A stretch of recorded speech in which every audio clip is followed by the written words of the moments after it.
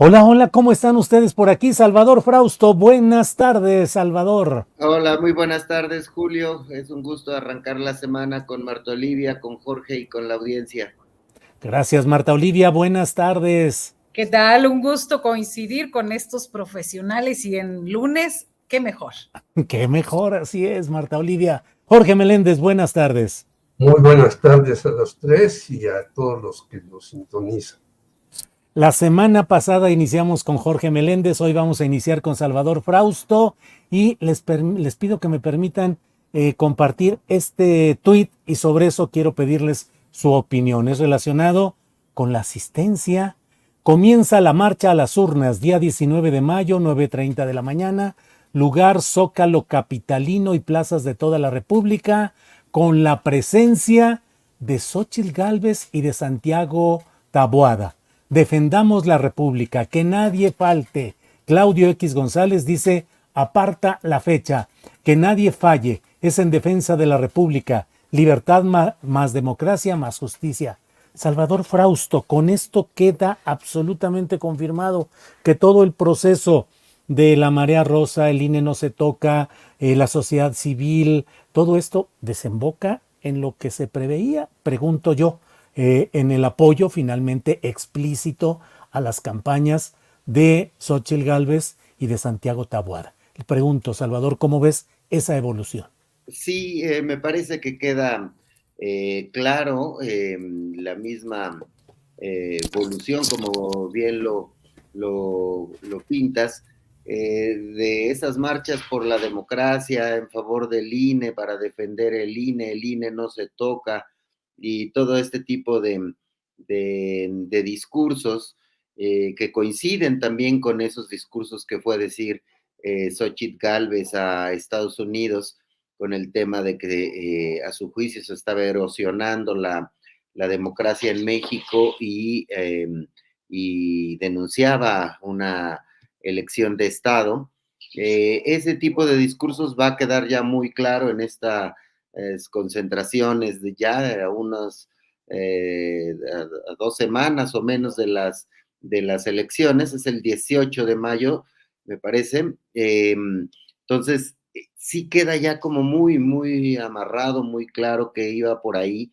Y a mí lo que me llama la atención es precisamente que este discurso de defender la democracia, de salvar a la república del tirano comunista y del dictador, etcétera, ese tipo de observaciones no tienen mayor eco salvo en el núcleo duro del sochilismo, es decir, en el núcleo duro del PAN, PRI, PRD, este movimiento, digamos que es lo que le pone un imán es el antiobradorismo.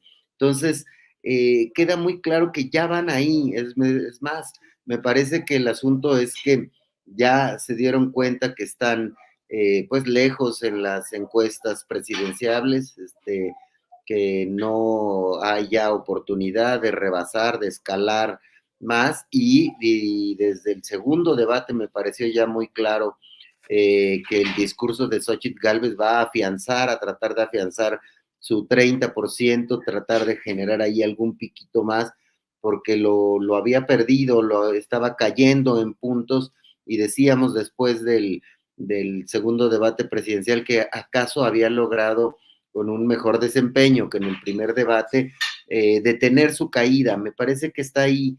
Hoy revisaba de nueva cuenta las encuestas a propósito de un artículo que publica Viri Ríos, en el que hace un comparativo de cuáles son las encuestas acertadas y cuáles son las que no. Y revisaba encuestas, y bueno, pues una de las conclusiones es que las encuestas han sido certeras en medir quién va a ganar las elecciones, se equivocan por el margen, pero también hace una lista de algunas encuestas que han sido acertadas en más o menos 3 puntos en los últimos 5 o 6 años. Entonces, me parece que en el caso de la elección presidencial está muy amarrada, y que esta marcha, el discurso de Xóchitl y los discursos que estamos viendo alrededor en el ambiente político, sobre todo los lanzados desde la oposición, van a amarrar ese voto. Ya van para mantener sus niveles del 30%, Julio. Bien, Salvador, gracias. Marta Olivia López, permíteme compartir este tuit de Álvarez Maínez. Jorge Álvarez Maínez dice: la desesperación los ha hecho perder el decoro y descararse, y el descaro y la desesperación los han mandado al tercer lugar de la contienda presidencial con niveles históricos de rechazo. Para ellos nunca se trató de la ciudadanía ni de la democracia. Marta Olivia, ¿qué opinas de esa marcha rosa que ya tendrá la participación de Xóchitl Gálvez, de Santiago Taboada, y bueno, lo que dice Álvarez Maínez de que ya se descararon? Marta Olivia. Sí, es lamentable que el Instituto Nacional Electoral siga siendo alcahuete de estas organizaciones con el uso de los colores del INE. Me parece bastante desafortunado y debería de haber un deslinde total del INE con ellos, porque lo han utilizado en las marchas, con Lorenzo Córdoba como orador y demás, y ahora en esta nueva convocatoria en defensa de lo que dicen la República y el voto libre y secreto y todo eso. Me parece que es, como decía Salvador, es una forma de, más que a favor de Xóchitl, es el antiobradorismo. Y es más, lo que dijo Claudio X González es que en el discurso de odio, de poca propuesta, pero sobre todo de odio y confrontación, es muy evidente lo que quieren. Él dijo hace 2 semanas, es más que un polo de votar por Claudia o Xóchitl, es votar por la democracia o la dictadura. Se me hace bastante maniqueas sus formas de actuar, y también hablaba de votar por la seguridad o la narcopolítica. Se le olvidó totalmente la historia del Partido Revolucionario Institucional y del Partido Acción Nacional en el gobierno con Vicente Fox y con Felipe Calderón, quiénes hicieron los acuerdos, cómo hicieron. Se me hace que también está llamado a hacer esto, pues es bastante evidente cómo tergiversan los fines, cómo lo que podría ser, no sé, en final de cuentas, una convocatoria de blanco o lo demás, se apegan a los datos, se apegan al color rosa del INE, y pues siguen manipulando, pero me parece que cada vez es una forma más muy reducida de a quién quieren llegar, muy reducida, y se van quedando totalmente solos. En el caso, yo mandé por ahí una gráfica de la encuesta de Reforma, en Jalisco, y por eso, y quiero poner como referencia esto, ¿no? Quiénes odian, quiénes están, quiénes hacen. Con esta encuesta se reforma lo que ya decía la encuesta de Mendoza Blanco y de Demotecnia, la confirma hoy Reforma en esta carrera por la presidencia. 65% a Claudia Sheinbaum, 18% a Álvarez Maínez y 17% a Xóchitl Gálvez. Y con esto cierro en el sentido de que Maínez está hablando de eso, de que se han ido al tercer lugar, y en estados donde hay bastante presencia de Movimiento Ciudadano como Nuevo León y Jalisco. Bien, gracias. Jorge Meléndez, ¿qué opinas de esta marcha rosa? La convergencia de Xóchitl Gálvez y Santiago Taboada, haciendo explícito pues un proceso en el cual desembocan ya en una marcha abierta. Jorge. Tienen razón mis compañeros, y yo simplemente diría que el INE le ha perdonado todo a Xóchitl Gálvez.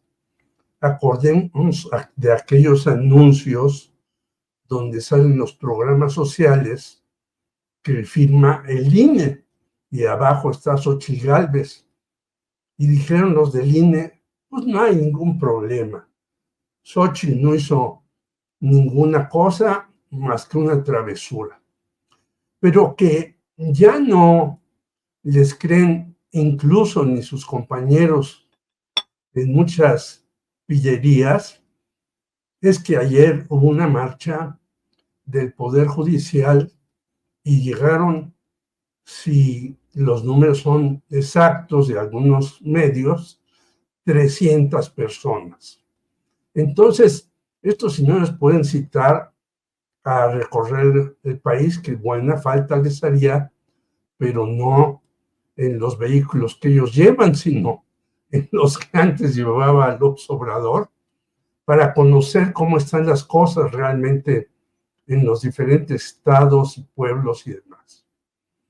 Y Salvador decía de Viri Ríos, y ella dice que hay dos, para ella, casas encuestadoras que son las más veraces en este tipo de cuestiones, Poligrama y Reforma. Y vamos a insistir en Reforma, porque Reforma ya sabemos que no tiene buenas relaciones con López Obrador. Pues en las dos, la señora Claudia Sheinbaum le lleva 20 puntos de ventaja a la señora Xóchitl.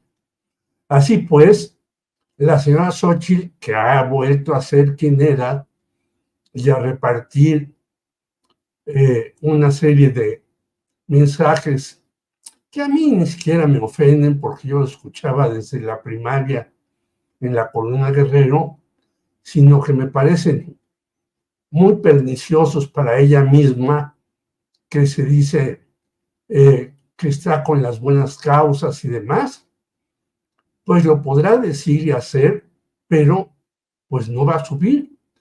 Dice Salvador que a lo mejor se quedan ahí. Yo creo que van a empezar a creer, porque el que está subiendo con todo es Álvarez Maínez.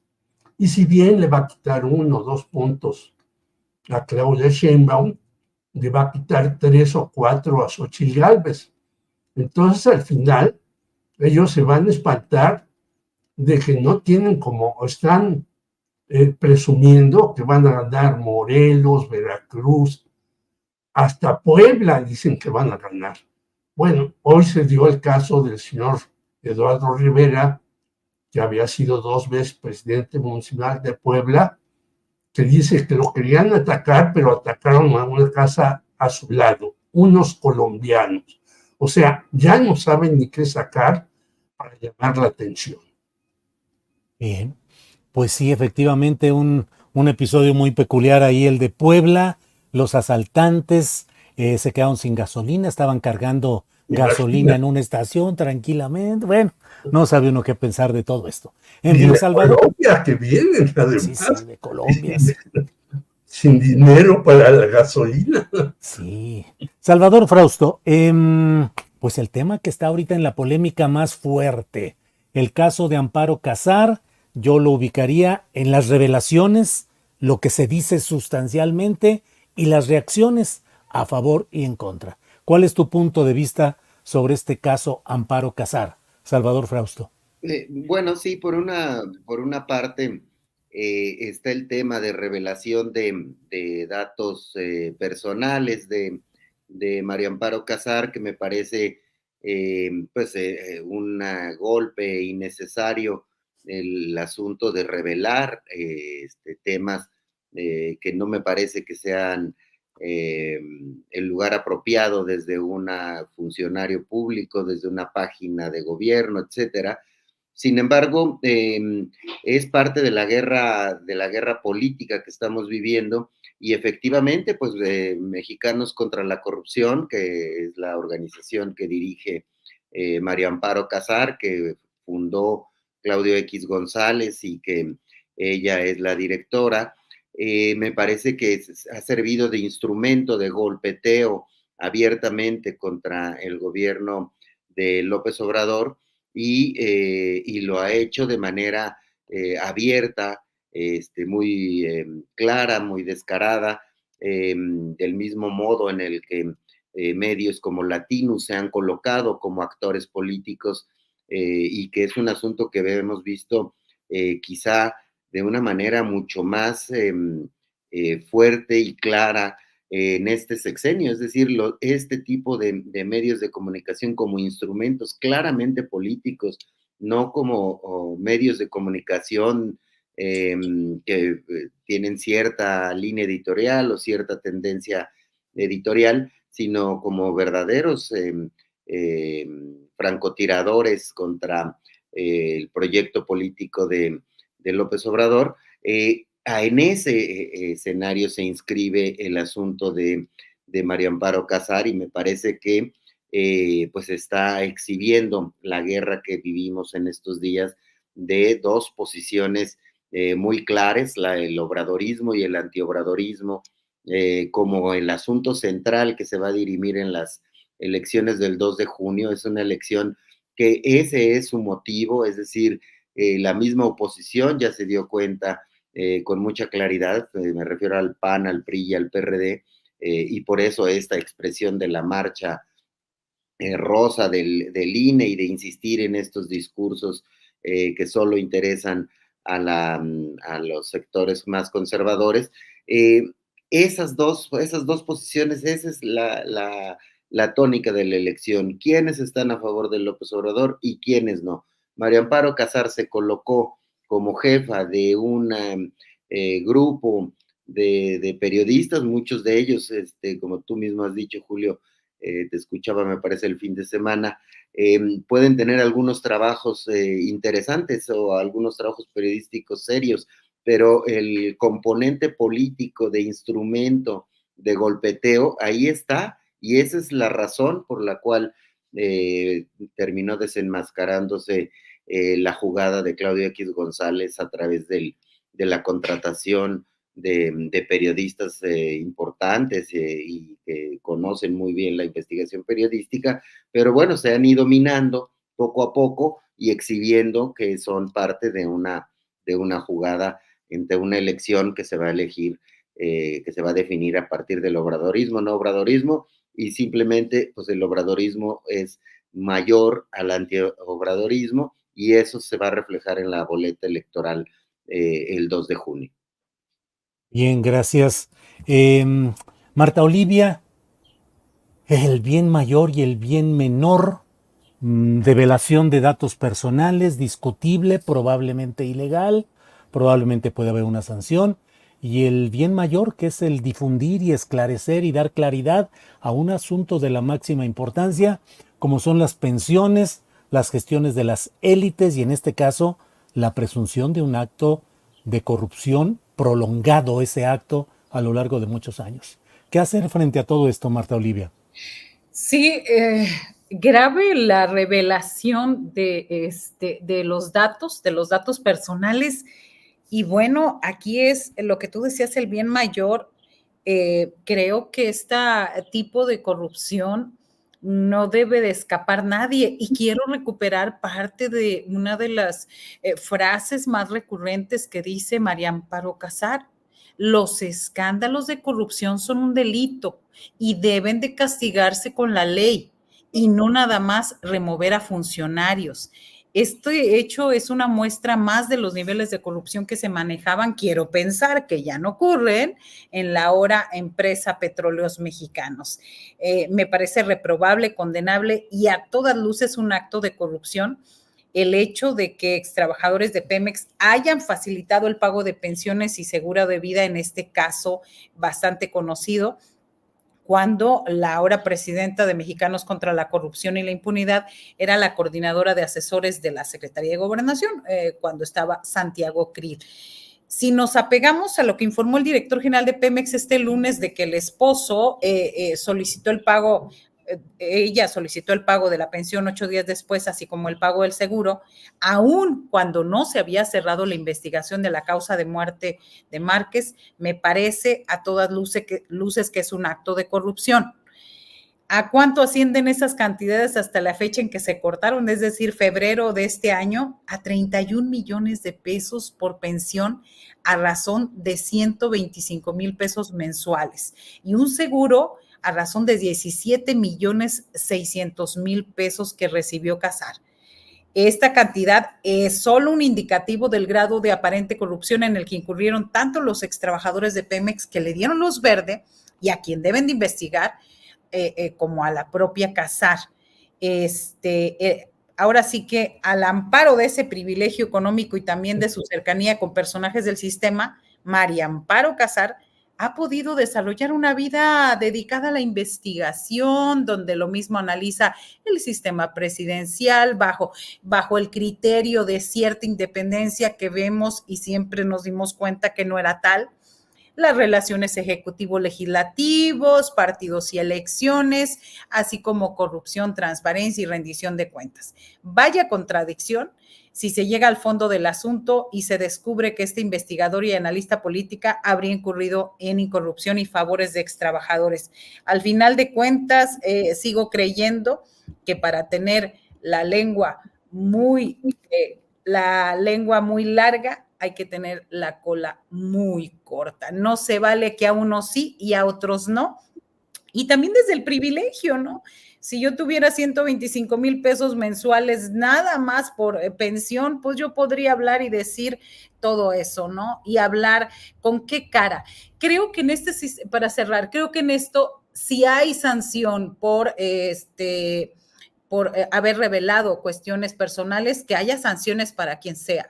Creo que se debe hacer, pero también debe haber sanciones para los otros, es decir, para los que incurrieron en el delito y no cobijarse solamente en el hecho de, ay, no, es que no debieron, no, hay que informar. Hoy veía con esta carta de Nexos donde en apoyo a María Amparo Casar, y es muy obvio, todos los personajes que salen ahí, en esta carta en solidaridad con María Amparo Casar, son todo el antibradorismo, esta élite intelectual que ha estado en contra de la izquierda y que yo calculo, ahorita vi los nombres, un 80% fueron favorecidos por los gobiernos del PRI y del PAN durante toda esta historia de México actual. Bien, gracias, Marta Olivia. Jorge Meléndez, justamente lo que dice Marta Olivia, ¿qué opinas de esos desplegados y de los comentarios que están surcando las redes sociales con señalamientos muy adjetivados, infames, miserables? O sea, la escoria humana es la que está detrás de una develación del hecho del expediente general del caso Casar. Pero, ¿qué opinas de esa irrupción de abajofirmantes, desplegados y comentarios de intelectuales, comentaristas, periodistas, de políticos? Jorge Meléndez. Yo diría que dos nombres ahí son terribles. José Narro, que fue rector de la UNAM, que después él descubrió que quería ser candidato a la presidencia del PRI, y Enrique Graue, que también fue rector de la UNAM. ¿Por qué ahora firma Enrique Graue? Muchos le reclamamos cuando empezó su rectorado que por qué había puesto a un señor ahí en difusión cultural, y su respuesta dijo, porque me cayó bien, Nicolás Alvarado. Es decir, un rector que pone en difusión cultural a un personaje porque le cae bien, Dios mío, pues ese no puede ser un rector. En segundo lugar, yo creo y coincido con mis compañeros que no debió revelarse muchas cosas, entre ellas las cuestiones del ITAM y de las hijas y demás. Pero sí me parece inconcebible, aunque ya nos adelantó Claudia Villegas, que esto siga existiendo en Pemex, estos sueldos millonarios y las pensiones. Yo te diría que tengo un pariente que trabajó 15 años y está jubilado con 85,000 pesos. Y no tenía, además, un sueldo de funcionario, sino como de base. O sea, se utiliza el dinero de todos los mexicanos, todavía en Petróleos Mexicanos y en muchos lados, a la conveniencia de quien está ahí.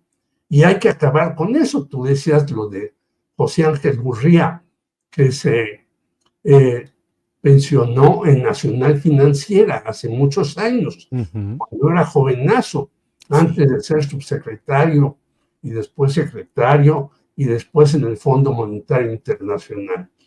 Entonces yo creo que ese tipo de cuestiones tienen que cortarse por lo sano.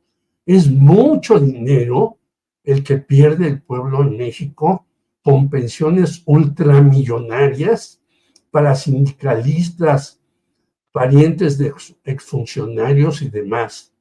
Yo creo que un país no sale adelante.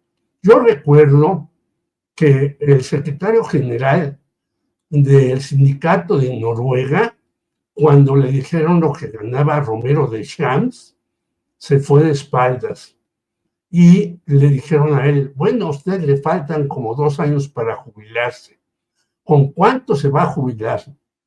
Pues como con 8 veces menos de lo que se jubilaría ese señor Romero de Champs. En Noruega. No estamos hablando de un país de tercer mundo. Por lo tanto, yo creo que hay que meter orden en Petróleos Mexicanos y en muchos otros lugares. Y te quiero decir que cuando se dio este incidente, que estaba de director el señor Ramírez Corzo, hicimos una serie de investigaciones sobre oceanografía.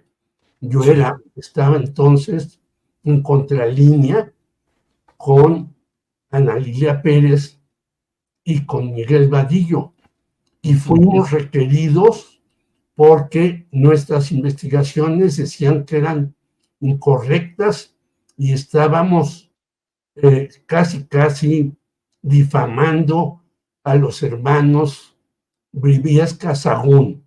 Por lo tanto, la historia es muy rara y muy extraña.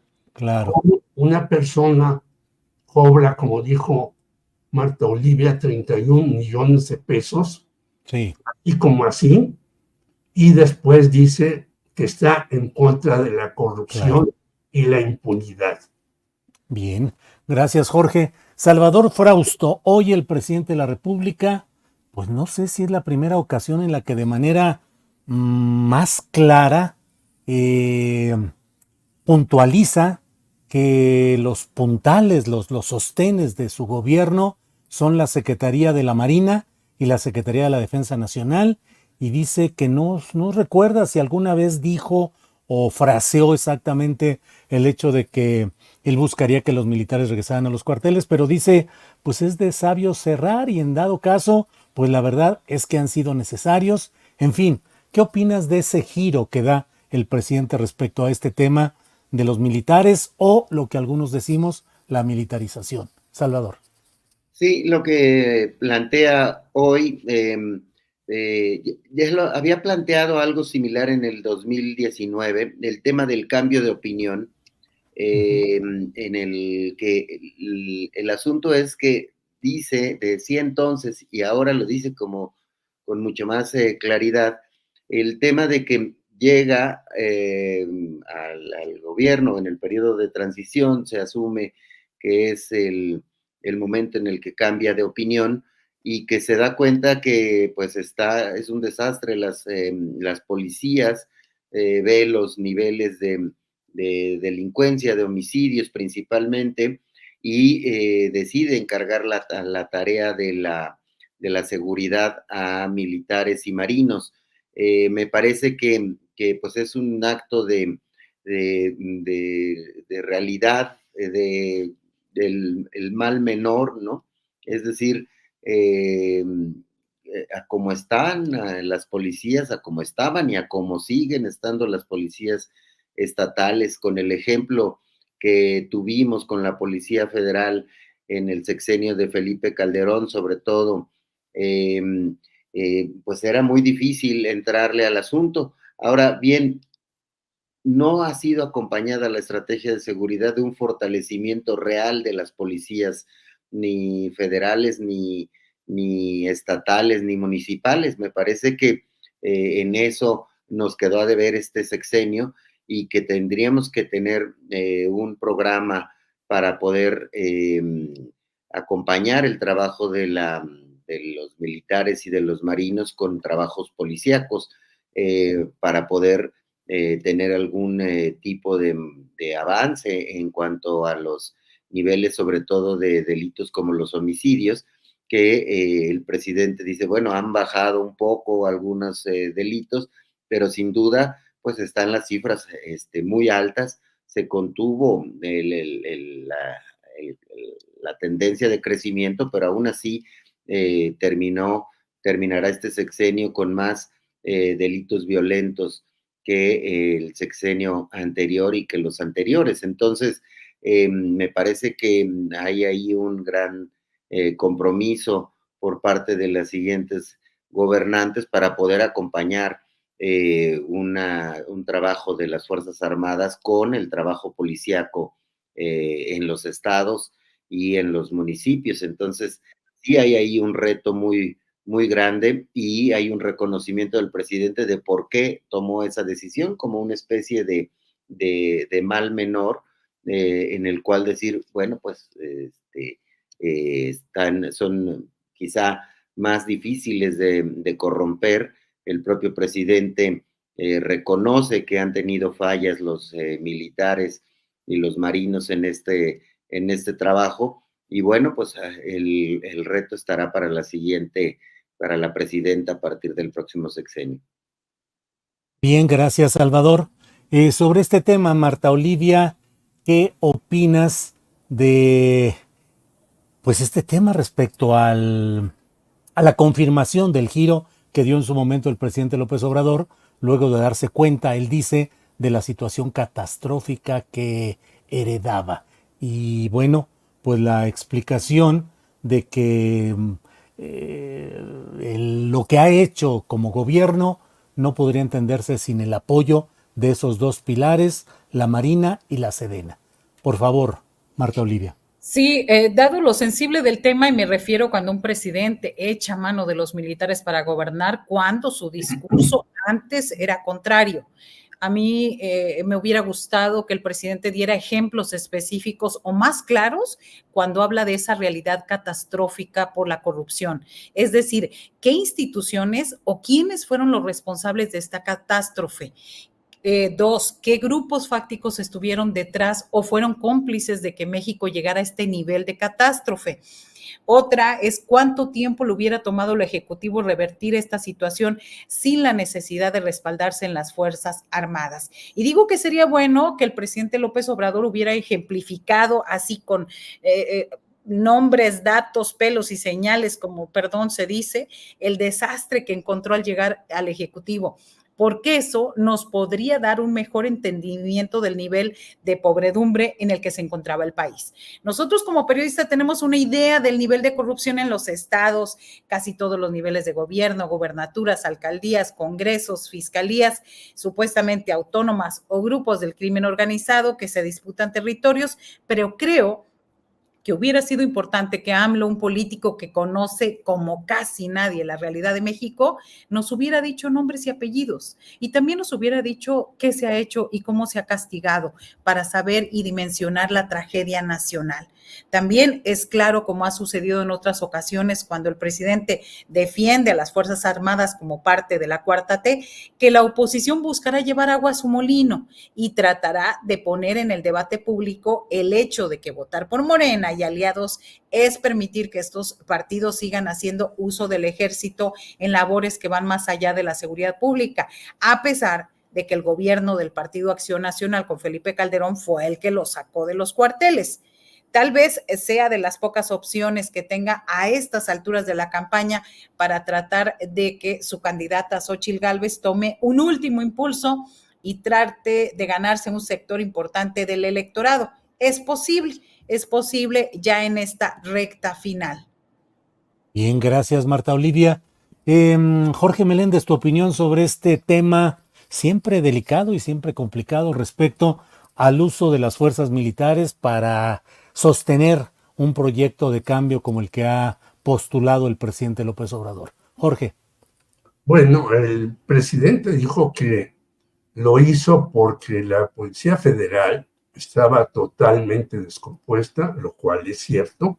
Ahí están los ejemplos de Genaro García Luna, de Luis Cárdenas Palomino y un etcétera muy largo. Pero yo creo que no debió de hacerlo en tantos lados, ni meter a las Fuerzas Armadas a administrar esto, aquello y lo demás. A mí me parece que si bien la Guardia Nacional, que él dice que va a sustituir esto en los próximos años, y por cierto, hay un artículo de Jorge Alcocer en Reforma al respecto, un poco diciendo, ¿qué van a hacer Xóchitl Gálvez y Claudia Sheinbaum con las Fuerzas Armadas? Y él mismo se responde que la Guardia Nacional en 2028 pues estará en predicamento si seguir con las Fuerzas Armadas o ser una Guardia Nacional real. Y yo creo que ese debe ser una de las cuestiones que debe poner el ojo Claudia Sheinbaum, porque eso va a ser un asunto muy importante y muy ríspido en el debate próximo, el tercero y último, en qué hacer con las Fuerzas Armadas, qué hacer con la Guardia Nacional, de qué manera enfrentarse. Porque también Jorge Alcocer, que por cierto estuvo en el primer tercio del gobierno de López Obrador cuando estaba Olga Sánchez Cordero en gobernación, pero ahora ya es un crítico sistemático del propio López Obrador, dice que la Guardia Nacional debe de ponerse en acción para hacer esto porque le dejó un dardo envenenado a Enrique Peña Nieto al dejar tanto las policías como las oficinas de justicia en manos de los estados, porque sabemos que muchos gobernadores pues no ponen atención, ni la menor atención, ni en las policías estatales municipales, ni en los juzgados. Entonces yo creo que es un asunto que además ya la señora Claudia Sheinbaum lo dijo en uno de sus actos. Dijo, el problema de la delincuencia también tiene que ver con la cuestión de la justicia. Y en efecto, lo dijo después de que liberaron al famoso Don Rodo, el hermano del Mencho. Por lo tanto, si tenemos una justicia tan benévola, porque no es el primer caso, hay muchísimos, el de Caro Quintero se hizo famosísimo, hay muchísimos más que todos los días entran y salen como en puerta giratoria una serie de criminales. Mientras la justicia en México no tenga también un cambio, esto será algo de no acabar, porque puedes tú detener a las personas incluso en flagrancia y llevas ante el juez a las mismas y te dice el juez, no, pero ¿cómo usted abrió la puerta sin tener la orden de cateo y demás? Así pues, tanto la seguridad tiene que ver con los policías, con los militares y demás, como con la justicia. Bien, gracias. Gracias. Antes de seguir adelante con el programa, permítanme, con estas rondas de participaciones, déjenme compartir lo que está publicando CNN. Dice, Hamás está considerando un nuevo marco propuesto por Egipto que pide al grupo liberar hasta 33 rehenes secuestrados en Israel a cambio de una pausa en las hostilidades en Gaza, dijo a CNN una fuente israelí familiarizada con las negociaciones y una fuente diplomática extranjera. Otros medios lo dan con una fuerza mayor. Dicen, Hamás asegura que acepta una propuesta de alto el fuego. En fin, pareciera que hay una ventanita interesante de esperanza en este tema. Ya iremos viendo y lo iremos platicando. Bueno, vamos de nuevo con nuestro compañero Salvador Frausto para pedirte, Salvador, ya se nos está yendo el tiempo. Entonces, ¿cómo vas viendo las campañas presidenciales y de la Ciudad de México? Casi que el cronómetro o el registro o la bitácora ya en estas semanas finales, Salvador. Sí, bueno, pues ya estamos a menos de un mes de las elecciones presidenciales y elecciones locales en 9 en 9 estados y en muchas regiones del país. Y pues parece ser que la elección presidencial está prácticamente, no se mueven las cifras, más bien a mí me parecería que estos dardos que vemos en fechas recientes, como por ejemplo ese informe de la supuesta comisión independiente del COVID, que son intelectuales y científicos, académicos, pero más bien relacionados o con gobiernos del PRI, del PAN, o simplemente simpatizantes del polo encabezado por Xóchitl Gálvez. Es un dardo de campaña para tratar de asegurar ese 30% del voto que espera tener Xóchitl Gálvez. Y por otra parte, también desplegados de intelectuales en favor de cazar o de este tipo de expresiones, tiene que ver con este final de carrera presidencial en el cual parece ya estar muy definido, que no va a ser, se va a mover mucho, al contrario, me parece que si Álvarez Maínez crece a niveles más o menos del 10%, vamos a tener 90% de los votos a repartirse entre las dos candidatas punteras. Entonces podemos tener un escenario a repartir de 90 puntos, es decir, algo que nos puede poner en el umbral del 60-30, 55-35. ¿Cómo quedará la diferencia entre Claudia y Xóchitl? Eso me parece un final interesante. En cambio, en el caso de la Ciudad de México, las encuestas también muestran que se ha cerrado la elección, que está más cerca, hay quienes les ponen 5 puntos de diferencia y hay quienes les ponen alrededor de 15 puntos. Sin duda, ahí está más peleada la elección. Me parece que lo del foco y la atención el 2 de junio va a estar en la elección de la Ciudad de México. Y se nota, digamos, hemos visto a Claudia Sheinbaum acompañando, haciendo muchos eventos recientemente en la Ciudad de México, acompañada de Clara Brugada, toda la carne al asador en la Ciudad de México. Morena le está metiendo doble esfuerzo a la Ciudad de México, están ahí en los eventos toda la plana mayor, están Harfuch, Ernestina Godoy, Mario Delgado, hemos visto a Ricardo Monreal, a las grandes figuras de Morena en la Ciudad de México, porque ¿qué significaría para la izquierda mexicana un tropiezo en la Ciudad de México? Sería un golpe muy fuerte, sobre todo por lo emblemático del asunto.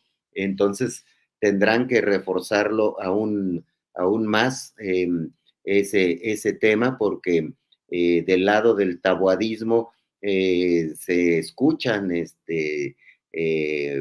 voces de confianza, digamos, de alegría, de cómo sienten que está moviéndose la votación en favor de ellos.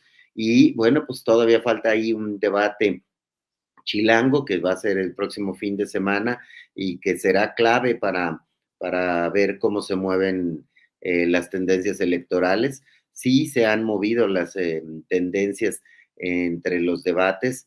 Un caso muy claro es Álvarez Maínez ha aprovechado sus debates, Claudia ha aprovechado sus debates para mantener su posición de liderazgo.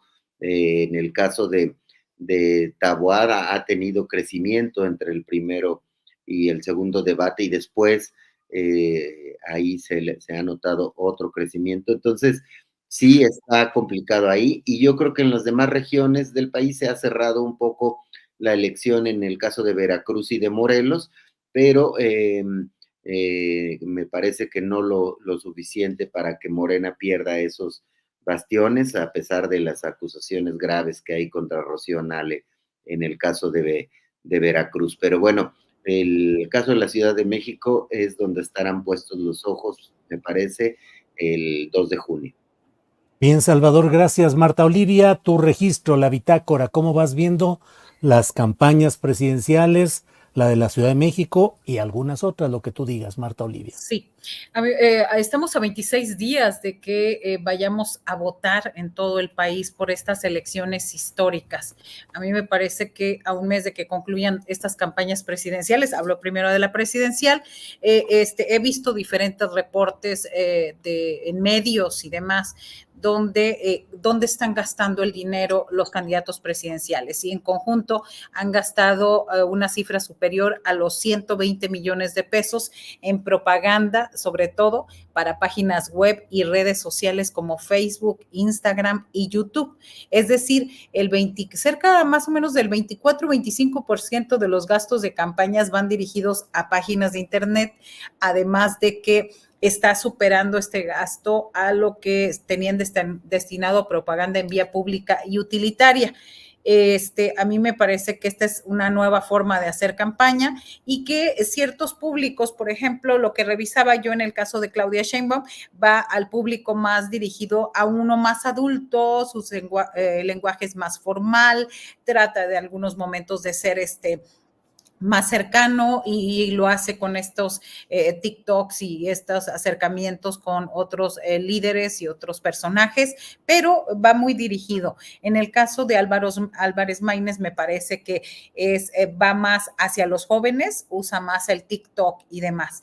En el caso de Xóchitl Gálvez, bueno, pues cada cuestión que utiliza ella en todas las redes es bastante desafortunada. La última, decir que sus ovarios eran del tamaño de una naranja, una toronja, sí es preocupante, porque se ve que no solo es técnica o ingeniera, pero se ve que no sabe absolutamente nada de su cuerpo, porque, señora, si no se ha atendido, esto es muy grave.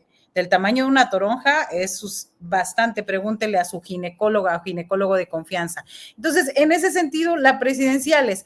En el caso de la Ciudad de México, me parece que hay un distintivo que es las denuncias y lo absurdo que suena que un personaje del PRIAN, Santiago Taboada, vaya y se ampare, y que el árbitro electoral prohíba que se le defina o que se le llame como parte del cártel inmobiliario. Y me parece que ahí a partir de ahí ha habido una serie de denuncias entre unos y otros. En el caso del PRIAN, pues fue acusar al jefe de gobierno, Martí Batres, por su supuesta injerencia en esta campaña electoral. Luego, sobre todo las acusaciones tienen que ver con violar normas electorales, atacar la propaganda, que van y quitan propaganda y retiran en otras partes, utilización de recursos públicos y demás. Me parece que ahí está un poco más cerrada. En la presidencial me parece que está bastante definido el ganador, y en la Ciudad de México también, pero lo que está moviendo el PRIAN es de que sea en otro sentido. También aprovecho rápido para decir que sigue siendo un foco rojo en Nuevo Laredo esta situación, Nuevo Laredo, Tamaulipas, esta situación, injerencia del cártel del noreste a favor del Partido Acción Nacional y del PRI, y sobre todo de una candidata, Yalila Abdala, que era priista, dirigente estatal del PRI, luego se fue al Partido Acción Nacional, muy cercana a los García Cabeza de Vaca, y ahí se habla de la retención, no podemos hablar de secuestro, pero sí retención durante varias horas de 200 comités municipales de Morena, obligados a retirar toda la propaganda y a trabajar por el PRIAN. Así que alerta y focos rojos en diferentes partes. Bien, Marta Olivia, gracias. Jorge Meléndez, antes de pedirte tu opinión, déjame compartir algunos tweets, uno de ellos relacionado con Puebla precisamente, en el que la Jornada Oriente, publica un tuit en el cual informa que Tania Félix Gómez Trejo, candidata suplente del PRI a diputada plurinominal por Puebla, fue detenida la tarde del sábado durante un operativo realizado por la Marina y otras autoridades estatales. Hasta este lunes se desconoce el ilícito por el que la mujer fue detenida. Es necesario mencionar que Alfredo, hermano de Trejo, está en prisión desde septiembre de 2021 por poseer 19 armas de fuego de uso exclusivo del ejército. Por otra parte, en el Sol de México se reporta la captura de 6 supuestos integrantes del Cártel del Pacífico, lo cual desata violencia en Zacatecas, en las carreteras federales 45, 49, 23 y 54 en Zacatecas. Se confirma por parte del gobierno del estado que hubo detención de 7 presuntos delincuentes. Y luego en otros terrenos, digamos, electorales, Samuel García recibe a Gerard Piqué. Dice: mis compadres Gerard Piqué y Miguel Layún vinieron a visitar el Palacio de Gobierno y están más que listos para el sorteo de la Kings League World. Y por otra parte, Clara Brugada, que reporta que hoy ha recorrido la Utopía Tecoloxtitlán, en una con Claudia Sheinbaum y Morena, muy volcados en la Ciudad de México. En fin, ¿qué nos dice sobre las campañas presidenciales de la Ciudad de México y lo que desees agregar, por favor, Jorge Meléndez? Pues varias cosas. Yo coincido en general con mis compañeros. La elección presidencial será muy difícil que cambie. Yo auguro que va a seguir subiendo Maines, que Xóchitl va a seguir diciendo las tonterías que bien detectó Marta Olivia, y muchas más, porque no tiene ningún discurso, que incluso ellos seguirán con una idea que me parece absurda. Estamos a favor de los programas sociales y los vamos a aumentar. O sea, están a favor del López Obrador, aunque ellos quieran aumentarlos, pero no les alcanza el dinero aunque llegaran a la presidencia de la República. Por lo tanto, yo creo que la Ciudad de México, por desgracia, va a haber 3 o 4 lugares que ya conocemos: Álvaro Obregón, Benito Juárez, quizás Xochimilco y algunos otros, en donde podrán ganar los de Coyoacán, por cierto, porque tenemos aquí una candidata malísima que la sacaron no sé de dónde, aunque después pusieron a unos jóvenes que no conozco, pero me da gusto, yo votaré por ellos como candidatos a diputados. Serán los bastiones que va a perder Morena. Pero yo creo que en los otros lugares, ya lo dijo Salvador, que tiene más información que yo tengo todavía dudas en Morelos por todo el despropósito de este señor Cuauhtémoc, y vemos que este señor de Nuevo León sigue en la locura de presentarse y de sentirse muy bien porque lo visita a fulano, sutano y mengano, y no, pues está en tiempo de campaña, no en tiempo de echarse sus chelas a cada rato. Por lo tanto, yo creo que las cosas deben de tranquilizarse. Va a venir, desde un punto de vista, un lodazal mayor. ¿De qué estilo? No lo sé. Yo he leído varios libros que me han dado risa. Uno de Graco Ramírez, otro de Jorge Castañeda y Joel Ortega, el de Anabel, y me acaban de mandar el de María Amparo Casar, y veo que los libros ahora ya no tienen la importancia que en otras elecciones, así como no tiene importancia la gran propaganda que hacen con un chorro de carteles y que los quitan y los bajan y demás, y la gente no lo ve. Pero antes de finalizar, para ya no hablar, yo quiero felicitar a los universitarios que están apoyando a Palestina y decir que en Estados Unidos, el país de las libertades, según ellos, ha habido una represión terrible a los estudiantes, y que después la Comisión Interamericana de Derechos Humanos pasa por alto, no ve la paja en el ojo ajeno. Bien, Jorge, gracias. Salvador Frausto, son las 2:55 p.m. Postrecito, por favor. Sí, bueno, ahora que comentaba Marta Olivia el tema del cómo están invirtiendo en redes sociales los candidatos, al día de hoy, la que más ha gastado en redes sociales, en publicidad en redes sociales, es Xóchitl Gálvez con 79.5 millones de pesos, 3 veces más que Maines, que ha gastado 25 millones, y igual 3 veces más que Claudia Sheinbaum, que ha gastado casi 24 millones de publicidad en redes sociales, y aún así no crece en redes sociales las simpatías por Xóchitl Gálvez. Eso me llama mucho la atención porque son 3 veces más lo que está gastando y con una inversión un poco menor. El que ha crecido mucho en redes es Jorge Álvarez Maínez.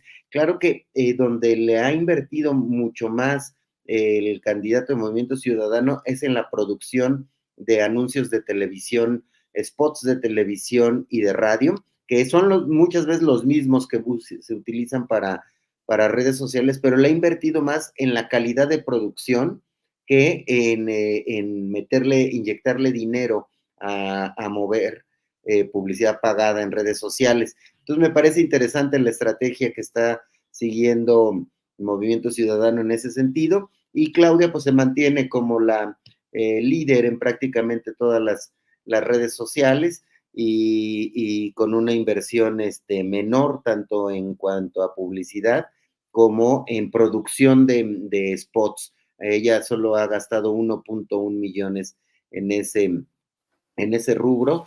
Entonces está interesante la cantidad de dinero que se ha movido hacia ese lado, y no es un asunto menor porque es una elección inédita sobre la influencia de las redes. En el 2018 había 75 millones de cuentas de redes sociales y ahorita hay 110 millones de cuentas, es decir, 35 millones más jugando, interactuando en las redes sociales. Seguramente dan la idea de por qué es tan importante para los candidatos tener presencia en esos lugares. Y otro, por último, un dato extra, y publicidad en medios impresos es prácticamente nula. Algunos de los candidatos le invierten 5,000, le ha invertido 5,000 pesos, otro 40,000 pesos, es decir, es prácticamente nada la publicidad en medios impresos. Está en internet y en redes sociales la guerra electoral. Pues qué datos, Salvador, gracias. Marta Olivia, postrecito, por favor. Rápidamente, pues sorprendentes, aunque ya bastante directas las acusaciones o el mote de refugio de intelectuales que dijo, es que hasta se me hace, se me lengua la traba por lo que lengua la traba. El presidente Andrés Manuel López Obrador. Creo que quien sabe más esto es Jorge Meléndez, ¿verdad? Obviamente. Pero esta crítica, yo recuerdo desde noviembre pasado a Leonardo Lomelí como rector, a quien dijo que era parte del grupo de economistas que nunca se opusieron a la política económica neoliberal que predominó durante 36 años. Así que, pues ahora sí que AMLO está desvistiendo a muchos espacios y muchos lugares y muchos personajes. Lo agradecemos los demás, pero bueno, sí necesitamos más datos en concreto y más pues el dato duro, ¿no? De por qué, a quiénes se está refiriendo directamente. Y yo con eso cierro, Julio. Sí, Marta Olivia, comparto tu observación. Duro el señalamiento hacia ese grupo y la UNAM como refugio de pseudointelectuales y de corruptos, en fin. Jorge Meléndez, por favor, postrecito. Yo no comparto tanto eso, porque ahí estamos una buena cantidad de personajes que hemos, desde muchos años antes, invitado por el cambio. Y en segundo lugar, le quisiera decir a mi gran amigo Salvador que hay que ver también algunos aspectos, porque en el Universal han entrevistado 4 veces a Giovanni Gutiérrez, el alcalde de Coyoacán. Y digo yo, ¿por qué 4 veces? Y no han entrevistado ninguna vez a Hanna de la Madrid. Así es de que después hay que ver qué pasó realmente en los medios, porque hay cosas ahí no solamente muy raras, sino metidas como siempre por debajo de la mesa. Bien, Jorge, pues muchas gracias. Son las 3 de la tarde en punto. Somos puntualísimos. Así es que Salvador, Marta, Jorge, muchas gracias por esta ocasión y nos vemos dentro de una semana. Muchas gracias a los tres. Hasta luego. Buenas Gracias. tardes.